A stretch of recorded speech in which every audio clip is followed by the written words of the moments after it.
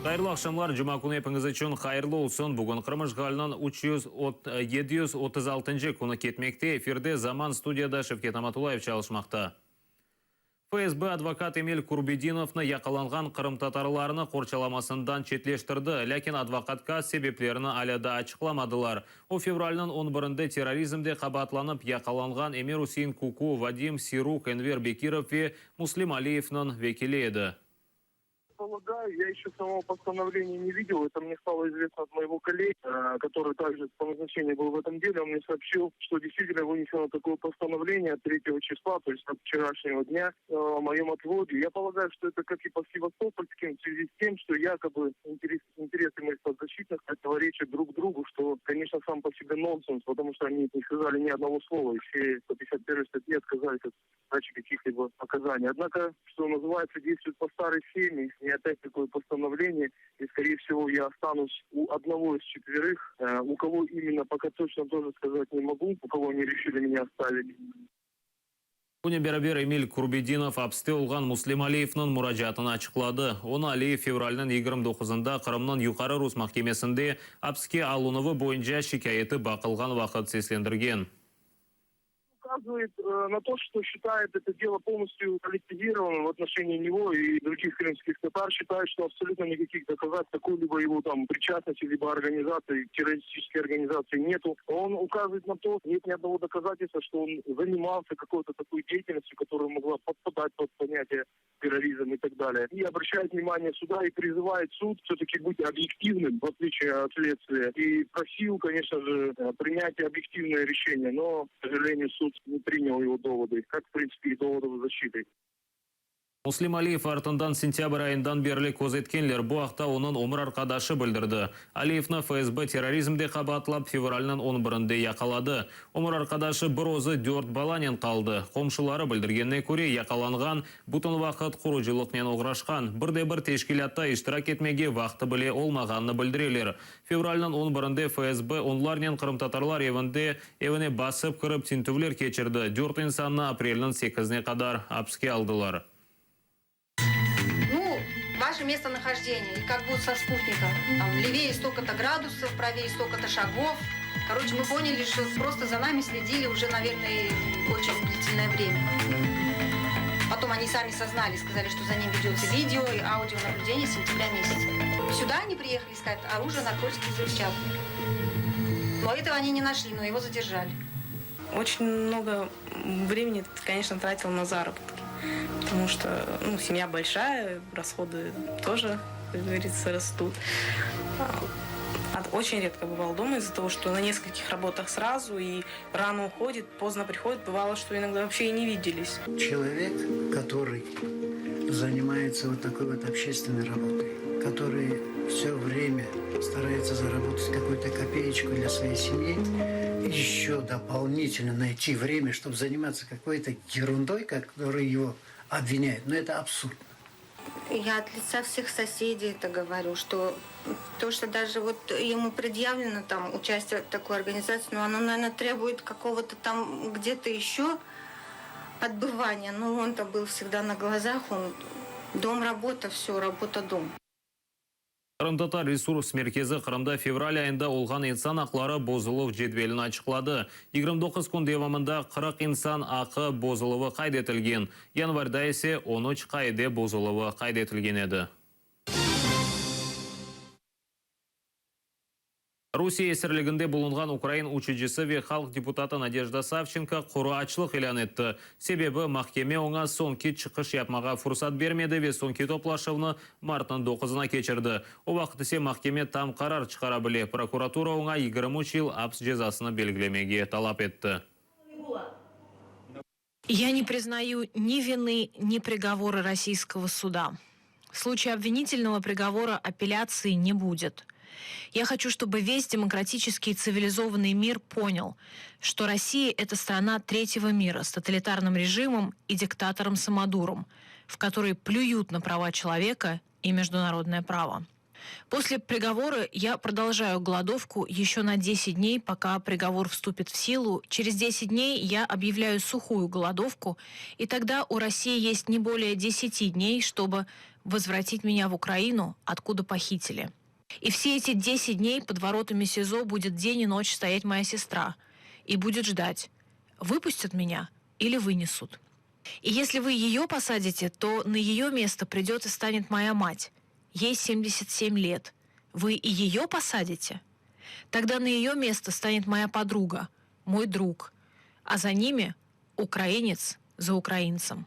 И запомните, всех вам сюда не запихнуть.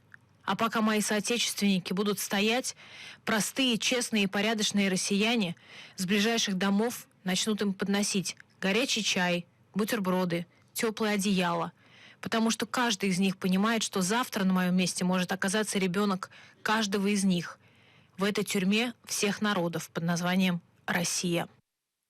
Эвапсове электрон билезлігі. Азов Крым гражданлық корпусының yolбашысы Станислав Красновқа махкеме апрелінің 24-не қадар Эвапсыны белгіледі. Бұне берабер о электрон билезлікні тақмаға мечбурдыр. Махкеме бұл қарарыны Красновсыз чықарды, о салонда ярамайып есіні жойды.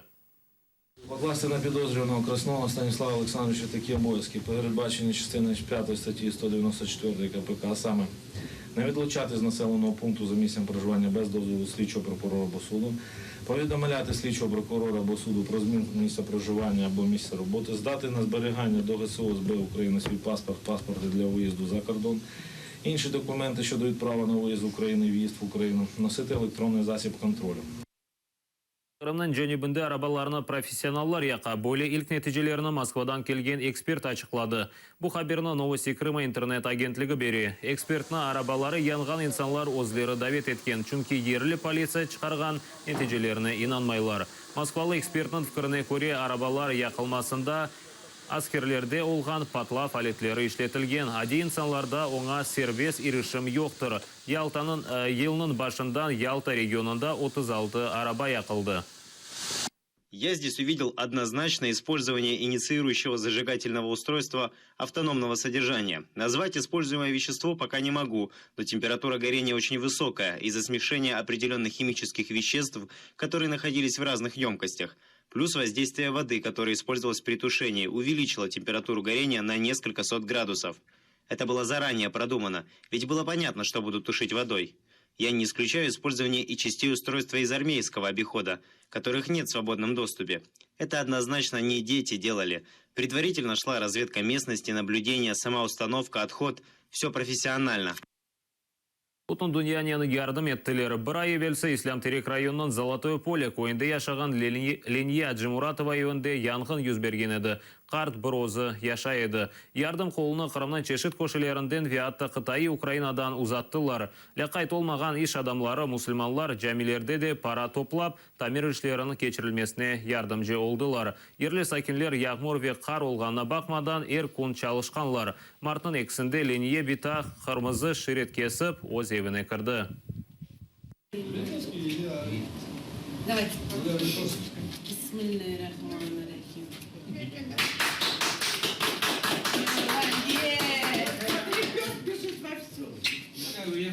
Sağ olsun.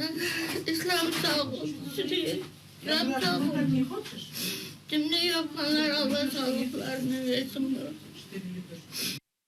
Қарасу-Базар районының Көпірлі кой Шымдесе Черемысовка кібі адалдырылған кой сакинлері жәми реставрация сот керілмесінде ярдымға мұқтажылар. Қартлар білдіргенне көре жәми тақменен 300 еллық. Жәми ачылышыны тек Черемысовка сакинлері де келді, қомшы кой сакинлері де беклей. Дөрт койге бұл тек бір тәне қалған ибадетхан едір. Совет дәвірінде Аллах евіні анбар еріне құлланғанлар. Кешкен сене мұсылманлар өз күчінен тамир ішлеріні башладылар. Таванны денгіштірділер, пенжерелер қойдылар. Шымдесе içerisinde ve dışında abadanlaştırу işlerini abdesthane, minaret kurmak için ve cami teritoriyasını korumak için para gerektir. Biz yakın vakti biz işlerimizni bitirer edik. İnşallah bizim camimizde keler edik namazlarımızı kılmağa bir işte Ахмеджетте Алеми Нисван мejmuasынан 110 yıllığına qaydettiler. Gasprinski adına kitapxanede birinci qadın qızlar mejmuasının юбилейіне bağışlanған konferensiya o'tkazildi. Mejmuaның baş muharriri İsmail Gasprinski'nin kızı Şefika Gasprinskaya edi. Merasimde Qrim-Tatar Yazıcılar Birleşmesi'nin azaları, cemaat erbapları, hocalar ve studentler iştirak etti. Қытайда Қырым bu Украина adlı флешмоб кечірділер. Bu haqta Ukraina'nın Қытайдaki elçiligi bildiре. Қырым işgalinin 2 yıllığına bağışlanған флешмобта Pekindeki Ukrainski Dom Birleşme azaları ve Ukrayin cemaatçılığı iştirak etken. İştirakçiler anlatkanına göre флешмоб vastasının Қырымда yaşagan Ukrainlerge destegini göstergenler. Крым, Украина, Кримия, Украина, Крым, Украина, Кримия, Украина, Крым, Украина, Кримия, Украина. Це карта України 17 століття. Це Крим. Це все одна країна. Kiyev'de Qrim üçün marafon keçirecekler aktivistler ve yarmadada sonki vaqt yüz bergen vaqalarına laqayt olmaganlar 812 kilometr mesafeni çapacaklar. Bu Kiyev Ahmedjet arasında olgan mesafedir. Teşkilatçılar bildirgenine göre profesyonel çapıcı olması şart değil. Esas olarak iştirakçiler Qrimni sevmek gerektir. Marafon martının 12'sinde Kiyev'deki VDNH kompleksinde başlanacak. Будет несколько дистанций, начиная от самых маленьких. То есть мы подготовились к тому, что будет очень много людей идейных, кто хочет пробежать за Крым, но, допустим, они не могут пробежать 5, 7, 10 километров. Самое маленькое будет 2 километра, плюс еще будет 5, 10 и так далее. Но мы никого не ограничиваем. Допустим, если бежит 10 человек, вот этот свой единственный круг, да, это означает, что 10 помножить на 2, это означает, что будет 20 километров. Вот здесь мы уже насобирали. И так на каждом этапе. Ukraynada memleketni değiştirgen insanlar hakkında bir sıra video levhalar çıkardılar. Teşkilatçılar böyle 30 rolik hazırlamağa işandırdılar. Levha kahramanları, cemaat erbapları, yaş siyasetçiler, yerciler, jurnalistler. Levhanın YouTube kanalında endi 6 video levha yerleştirilgen. Onlardan birinde Ukrayna'nı Eurovision 2016 yarışında takdim edecek Jamala.